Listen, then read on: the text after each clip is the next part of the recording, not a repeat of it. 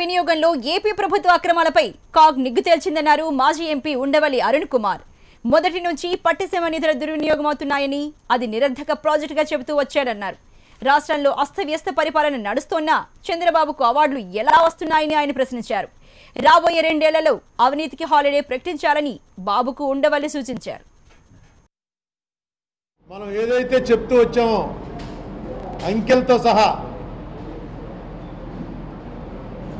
As it ఈజ్గా కాగు అవే తప్పులు పట్టుకుని వాళ్ళ నివేదిక ఇచ్చారు. పట్టిసీమ ఎందుకు కట్టారో ప్రాజెక్టు, దాని ఫలితం ఏమాత్రం సాధించలేదు.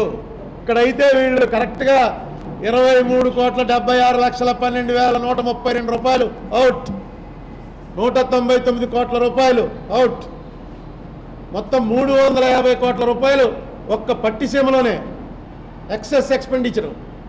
ఇది కాకుండా అసలు ఎందుకు పెట్టారో దాని పర్పస్ ఏమి సర్వ్ అవ్వలేదు. ఈ పట్టిసీమ మీద ఎందుకు ఈ రకంగా కాగులో చెప్పినటువంటి తప్పులకి అధికారుల నుంచి సమాధానాలు రాబట్టవలసినటువంటి బాధ్యత పబ్లిక్ అకౌంట్స్ కమిటీ మీద ఉందని మీ మూలంగా వాళ్ళకి తెలియజేస్తున్నాం.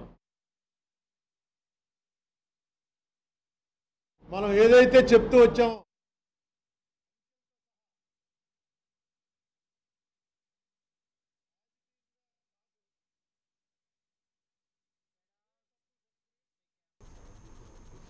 కేంద్రంతో మాట్లాడి మిర్చి రైతులకు